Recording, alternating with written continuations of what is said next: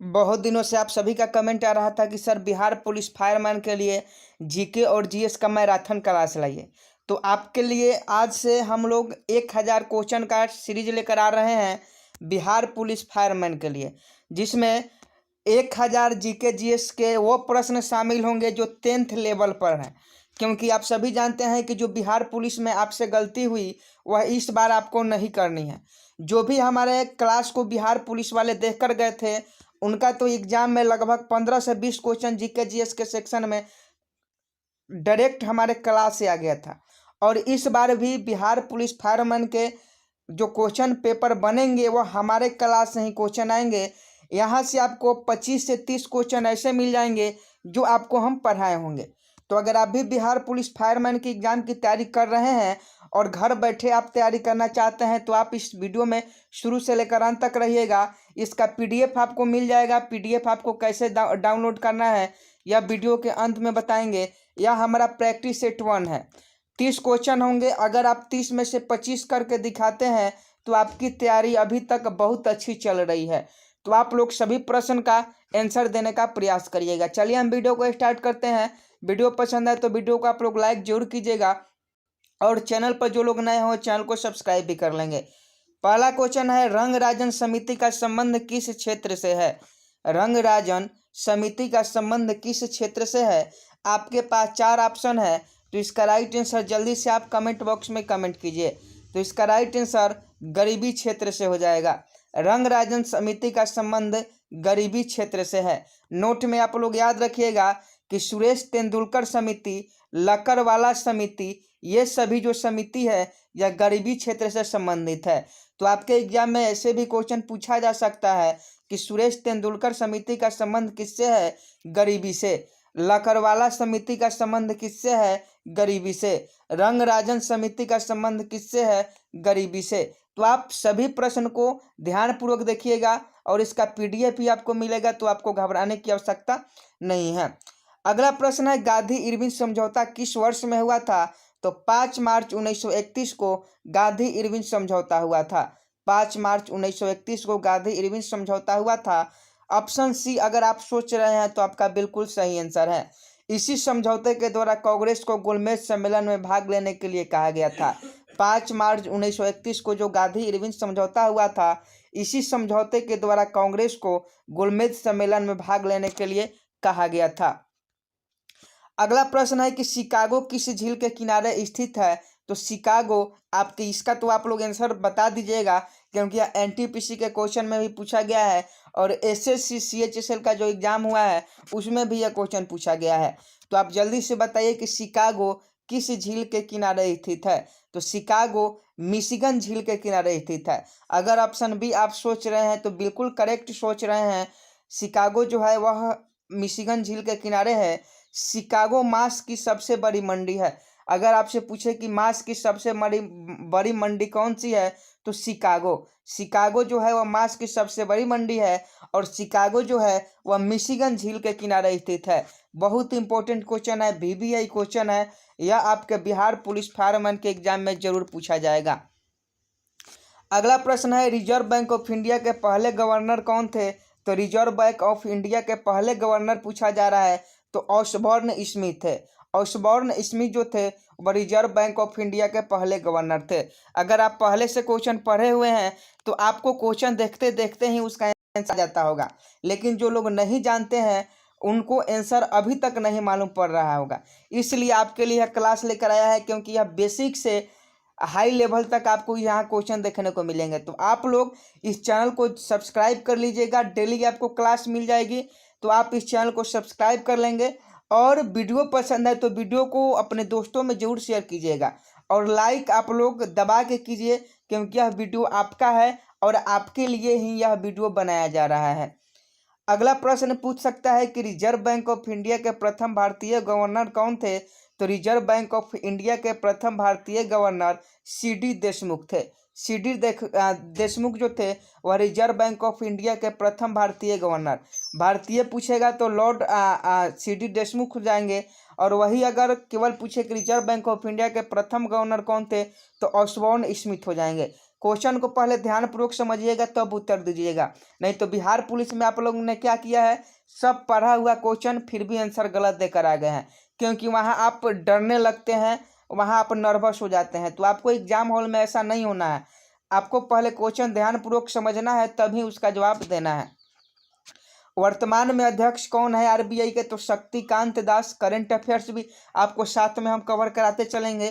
तो वर्तमान में आरबीआई के अध्यक्ष शक्तिकांत दास हैं। एक प्रश्न है कि कौन सी विटामिन पानी में घुलनशील है, बहुत इंपॉर्टेंट क्वेश्चन है। तो कौन सी विटामिन पानी में घुलनशील है, तो यहाँ तो ऑप्शन टाइप करने में मिस्टेक हो गया है, क्योंकि यहाँ बी होना चाहिए, यह गलत है, यहाँ बी होना चाहिए।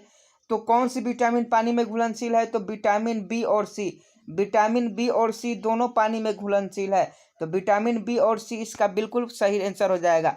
अगर आपके एग्जाम में पूछे कि कौन से विटामिन पानी में घुलनशील है, विटामिन बी और सी।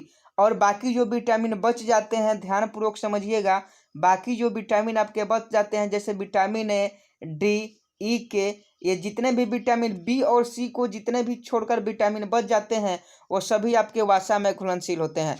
तो आपसे पूछ सकता है कि निम्नलिखित में वसा में घुलनशील विटामिन है, और आपको ऑप्शन में से इसमें से कोई भी एक दे सकता है, तो आप लोग याद रखिएगा। अगला प्रश्न है, धुआंधार जलप्रपात किस नदी के ऊपर है।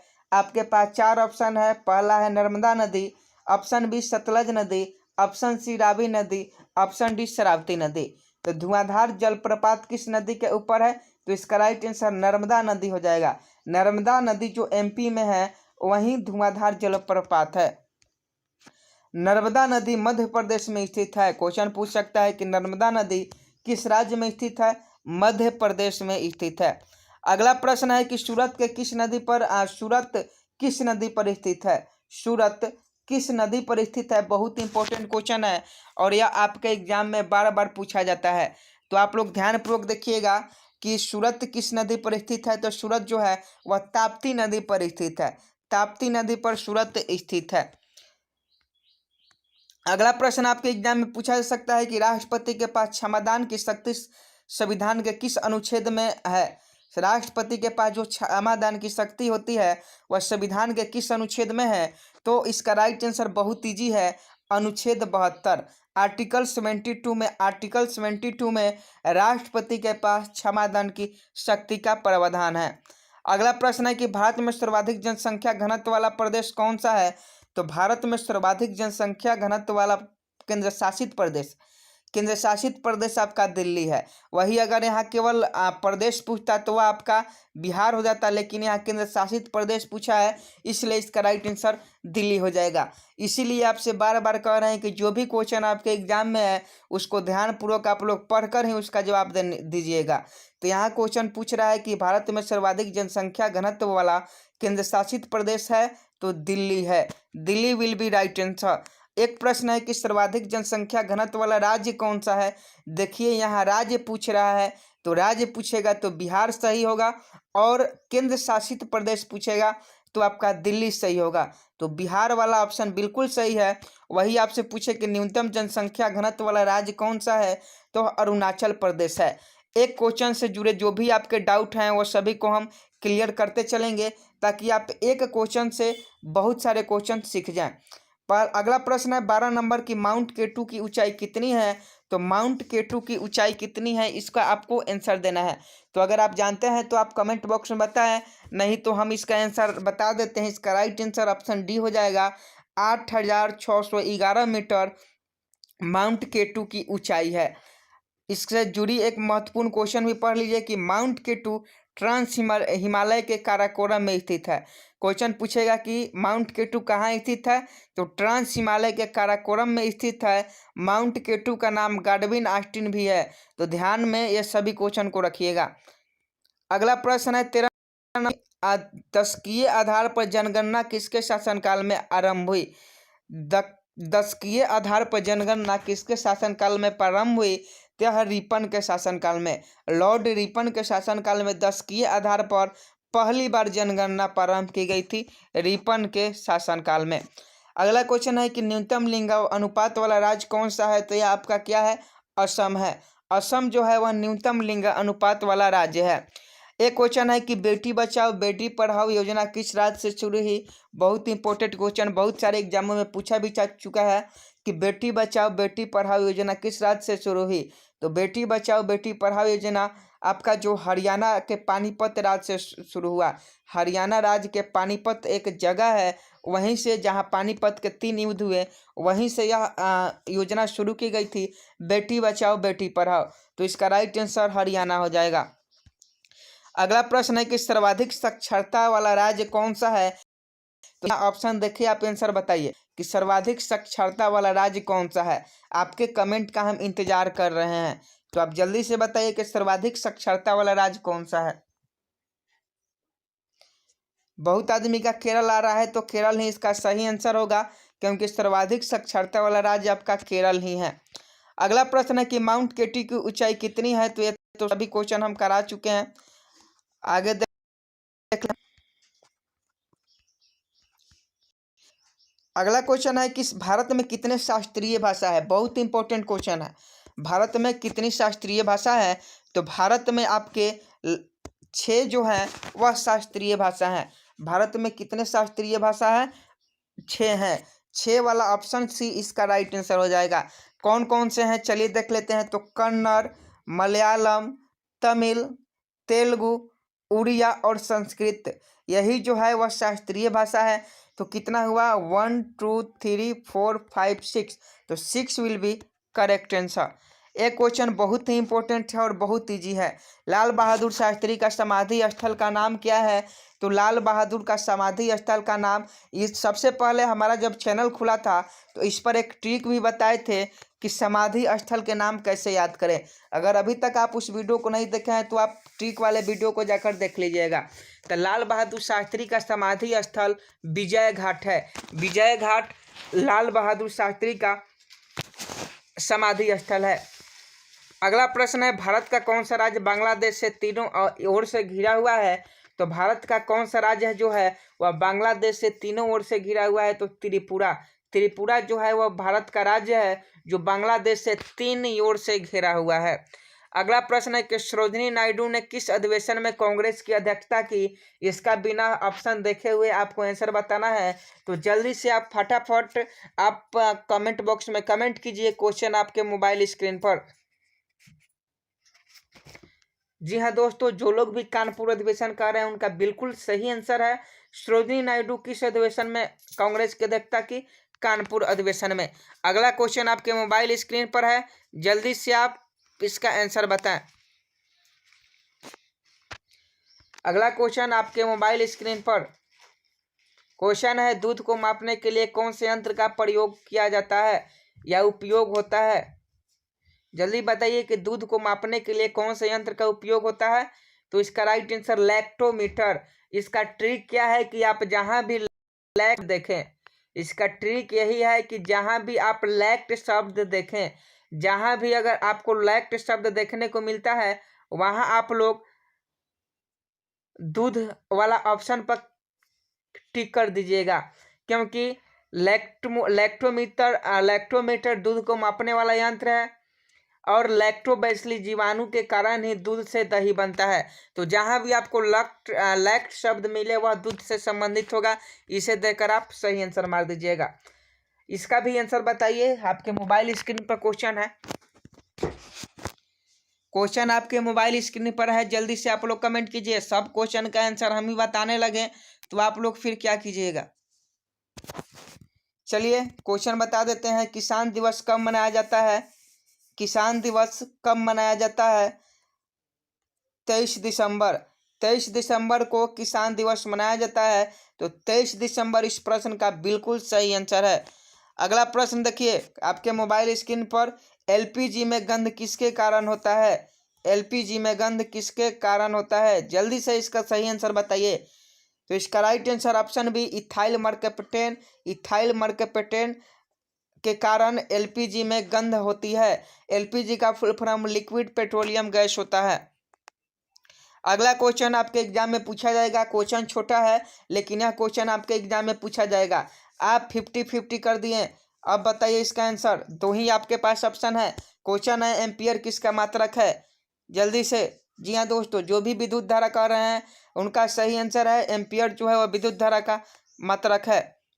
अगला प्रश्न आपके मोबाइल स्क्रीन पर, कांग्रेस की पहली भारतीय महिला अध्यक्ष कौन थी? कांग्रेस की पहली भारतीय महिला अध्यक्ष कौन थी? Sarojini Naidu will be correct. Bharat की कांग्रेस की पहली भारतीय महिला अध्यक्ष सरोजिनी नायडू जी थी। भारतीय राष्ट्रीय कांग्रेस की स्थापना 1885 में हुई थी ए.ओ. ह्यूम के द्वारा। अगला प्रश्न है आपके मोबाइल स्क्रीन पर, इसका सही आंसर आप लोग जल्दी से बताइए। अगला प्रश्न आपके मोबाइल स्क्रीन पर, माजुली द्वीप किस राज्य में स्थित है? माजुली द्वीप किस राज्य में स्थित है? जो भी लोग ऑप्शन ए कह रहे हैं उनका बिल्कुल सही आंसर है। माजुली द्वीप किस नदी पर अगर क्वेश्चन आपसे पूछे तो ब्रह्मपुत्र नदी पर माजुली द्वीप है। अगला क्वेश्चन आपके मोबाइल स्क्रीन पर, ओजोन दिवस कब मनाया जाता है? ओजोन दिवस कब मनाया जाता है आपके मोबाइल स्क्रीन पर? जल्दी से आप बताइए।